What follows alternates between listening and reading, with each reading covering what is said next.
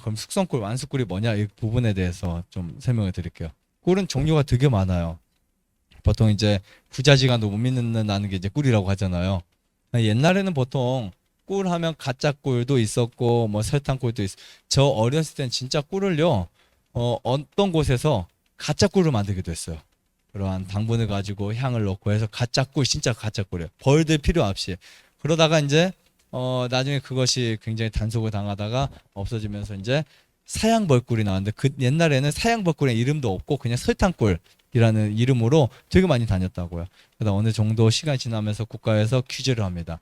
사양벌꿀 말고 정당하게 팔아라. 대신에 진짜 꿀이라고 말고 사양벌꿀이라고 팔아라. 이것도 꿀은 꿀이에요. 얘들이 설탕을 먹고 넣어서 나온 거니까. 이 설탕이 좋은 설탕이면 되게 좋겠지만 우리 일반 설탕이니까. 근데 이런 설탕꿀은요, 우선 탄소 동의한 소비에서도 기준치가 맞지 않지만 우선 설탕꿀 자체가 우리 몸에 들어오면 면역이 문제가 생겨요. 설탕꿀을 안 먹는 게 좋은데 이제 설탕꿀도 이렇게 규정이 되면서 많이 이렇게 완화가 됐다고요. 좋아졌다고요. 규정이 되면서 이제 사양꿀 무슨 꿀 있어요. 그러나 문제는 설탕 몇 프로가 들어가도 아무도 모르고, 네. 그 다음에 이제 국가 기준에서 설탕 10% 들어가도 진짜 100%라고 인정해 주는 시대고요. 또 한 가지는 비록 설탕이 많이 섞였던 꿀이라 해도 제가 해보니까 진짜 설탕꿀이에요. 근데 몇 년 놔뒀다 검사해 보면은 탄소 동의한 소비가 정상이 돼 버려요. 그래서 야 정말 이거 웃긴 거 아니야? 너무. 그래서 꿀은 지금도 못 믿어요. 사실은요. 설탕이 들어가고 안 들어. 그런데 어쨌든 중요한 건 그거예요. 뭐 보통 이제 양봉한 사람들은 설탕을 줬다가 꿀 뜨기 전에 다 빼내고 또 뜬다고요. 빼내고. 다행히 그 철은 제가 아카시아 밭에 가서 설탕을 줘도 얘들 잘 안 빨아가요. 그만큼 아카시아 꿀을 좋아해요. 그러니까 뭐 큰 염려는 없는데, 자, 이거는 큰 문제가 없어요. 설탕이 아닌 꿀들을 찾을 수 있는 건 되게 쉬워. 그러나 이제 어떤 꿀이 많아지냐면 꿀을 그냥 떠서 바로 농축을 하는 꿀들이 되게 많아진 거예요. 그래서 이게 되게 논문에 뭐 어떤 사람 농축을 하는 게 좋다, 안 하는 게 좋다 이런 논문이 굉장히 많은데 결국 꿀에 저는 성분을 따져요. 따졌을 때 효소가 되게 많이 줄어들어요. 그래서 이거를 보통 이제 벌들이 꿀을 채집을 하잖아요. 가서 아카시아를 몇십 개를 다니면서 혀를 가지고 하면 이만큼 아주 보일 듯 말 듯한 작은 한 방울이 된다고요. 꿀 한 병을 모아지기 위해서는 벌 한 마리가 지구 한 바퀴를 돌아야 돼요. 그 정도 엄청난 거예요. 그러니까 여러분 꿀 한 숟갈 버리는 거 정말 아까운 거예요. 그런데 얘네들이 이제 꿀을 또 가져와서 보관을 해야 하려면 수분을 날려가지고 날개로 긴 시간 동안 이 뭔가를 모아놨다가 이 선풍을 해야 된다고요.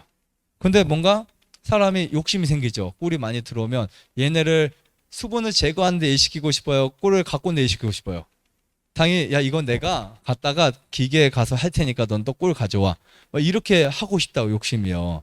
그러면 저희 같은 경우는 한 자리 딱 한 번을 꿀을 뜨는 거 원칙으로 하는데 두 번, 세 번 뜰 수 있다고요. 어떤 분은 세 번도 떠요. 한 자리 일주일 만에. 정말 오늘 뜨고 매일 모레 또 뜨고 또 뜬다고요. 그렇게 되면 꿀은 거의 플러스라고 하는 그 농도가 수분하고 꿀의 비중이에요. 그게 거의 뭐 한 30%까지 나가고 막 그래요. 그럼 굉장히 물 같아요. 우리 꿀물 타는 그 정도까지는 아닌데 어떤 꿀은 그래요. 그 꿀을 가지고 가서 농축을 시키면 물이 다 빠져나가고 이만큼 꿀이 돼요. 이만한 게. 그러니까 이걸 꿀이라고 해? 라고 할 정도로. 근데 그게 일반화된 거예요. 지금은요. 그래서 그 꿀을 성분을 보니까 뭐가 사라지냐면 효소가 사라지는 거예요. 왜냐하면 열에 의해서. 그래서 저는 예전에 속은 게 속았다긴 좀 그렇고 저온 농축, 더운 농축 해가지고 우리는 온도를 낮춰서 한다 하지만 절대 저온 농축이 없고, 그러니까 그게 이제 거의 60도 이상, 70도 이상 이렇게 올려가지고 꿀을 수분을 시킨다고. 그러면 꿀이 묽어지니까 담을 때 뚜룩 이렇게 물처럼 담겨요. 그러다가 꿀의 그 온도가 식으면 이제 되직해지죠. 그러면 꿀을 보면 야 이거 진짜 좋은 꿀이야 막 이렇게 먹을 수 있어요. 수분 다 날아가니까. 근데 그런 방식이 물론 수고스럽고 돈도 들고 하지만 꿀 양을 많이 빼니까 결과적으로는 뭐 이문인 거죠.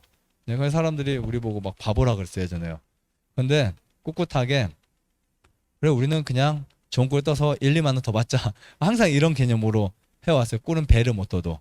그러다가 이제 저는 어떤 선택을 했냐면 그래 남들보다 나는 벌을 남들이 10만 마리 갖고 왔대 난 20만 마리 갖고 갈 거야. 그래서 어쨌든 더 많이 뜰 거야. 막 이런 욕심이 있으니까. 그러니까 가서 보면은 제가 훨씬 꿀이 많이 들어오고 막 한 통에 6병, 8병 막 들어오거든요. 벌을 엄청 많이 넣어가니까 막 거기에 꽉 채워가니까. 그러니까 이제는 승부를 볼 수 있는데 어쨌든 그것도 배가 되니까 2통 가까이 되잖아요.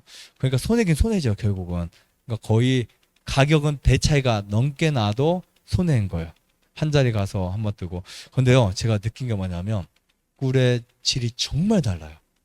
제가 농축한 꿀로 디톡스를 하는 경우와 숙성된 꿀로 디톡스 하는 경우는 질이 다르고요.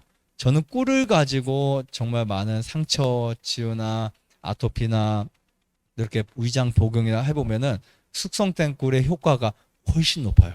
비교할 수가 없어요. 그래서 거의 지난 15년, 20년 가까이를 한 번도 농축을 하지 않고 여기 사용하는 꿀들은 모두 다 뭐 그냥 그 해 꿀을 아예 못 뜨는 일이 있어도 그 장소에 가서 꿀 한 번을 못 뜨는 일이 있어도 그냥 묽은 거 뜨지 않아요. 자체적으로 얘들이 숙성을 다 해서 밀랍으로 쫙 막은 거를 떠오면 최고의 꿀이 돼요. 그래서 한 일주일 정도 되면 물론 벌이 강하면 하루 이틀 만에 꿀을 다 채워버려요. 하루에 그 2층짜리 한 통에요.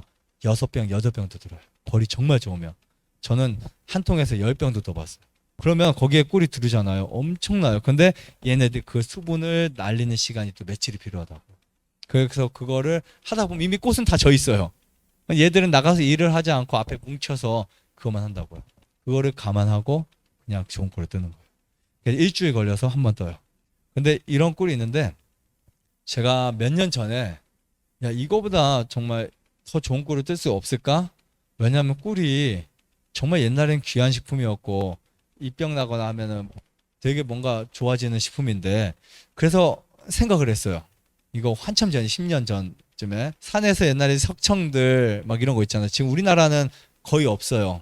근데 외국의 동남아 쪽 가면 돌에 꿀이 있고 1년에 그런 건 한번 막 긁어서 이렇게 하는 게 있어요. 그런 거 보면서 야, 저 꿀이 되게 좋은 꿀인데 그래서 이제 그 부분을 이제 발견을 해서 제가 1년에 한 번 그러니까 1년에 한 번이란 말이 1년 주기가 아니고요. 꽃이 필 때부터 마지막 그 보통 이제 5월부터 8월까지 뭐 7월까지 기간 동안 한 번 뜨는 거예요. 그렇게 해서 완숙꿀을 만들어 봤어요. 그랬더니 꿀 양은 또 4분의 1로 줄더라고요. 거의 3분의 1. 근데 제가 그거를 처음에 2통을 가지고 실험을 해서 뜨고 그 다음에 10통하고 20통하고 하다 보니까 1년에 딱 진짜 한 번 뜨는데 야 꿀이 정말 기가 막혀요. 그래서 그 꿀을 제가 이제 사용해 본 결과로 그냥 우리 한 숟갈씩 먹었을 때요. 그게 약이 되는 꿀이 되는 거예요. 폐가 약하거나 심장이 약하거나 허약한 분들은 진짜 숙성꿀이 아니라 완숙꿀을 먹잖아요. 완숙꿀 한 병이면 1년 먹을 수 있어요. 그냥 디톡스 할 때는 완숙꿀까지는 안 하셔도 돼요. 근데 만약에 여러분들 그냥 필요할 때 완숙꿀을 딱 먹으면 거의 허약할 때 그럴 때 입병이 나거나 비타민이 엄청 필요할 때는 효소가 필요할 때 그거 한 숟갈 딱 먹으면 그냥 흡수가 잘 돼요. 그러니까 우리가 보통 액면적으로 비타민 뭐 아니면 미네랄 많은 게 무조건 좋은 게 아니고요. 흡수율이 좋아야 돼요. 흡수가 굉장히 빠르게 됩니다. 그러면서 몸이 이 기력이 회복될 때 정말 빨리 회복이 될 수 있는 거예요. 그러니까 설탕을 먹고 기력이 회복되는 건 일시적인 거. 네, 아시겠죠? 그러니까 당분은 뭐 사탕 먹어도 기력이 회복될 수 있어요. 그러나 그거는 몸이 안 좋게 회복되는 거고 네, 꿀을 먹어서 회복되는 것은 정말 좋은 부분이라고 볼 수 있습니다. 그래서 먹는 방법은 보통 저녁에 한 스푼 정도 이렇게 드시면 되고 허약하거나 심장이 약하거나 면역이 떨어져 있는 분들 숙성꿀 내지 완숙꿀을 한 2주 정도만 드시면 정말 몸이 달라져 있어요. 그러니까 어렸을 때 돌이 지나고 한 2~3달 지나서부터 아이들도 꿀 계속 먹이잖아요. 그러니까 아이들이 몸이 혈액순환이 그렇게 잘 돼요. 그럼 냉증 이런 거 경험하지 않고 그때 관리를 해서 10년, 20년 동안 막 꿀 자주 먹이고 하잖아요. 그런 아이들이 정말 건강한 거예요. 대신에 설탕 이런 거, 사탕 같은 걸 줄여야 되겠죠. 한 2주 정도 아니면 한 달 정도를 꾸준히 먹어주면 정말 허약한 분들에게는 보약이 될 수 있는 부분이라고 생각이 됩니다. 좋아요, 구독, 안내자자 눌러주세요. 눌러주세요. 눌러주세요.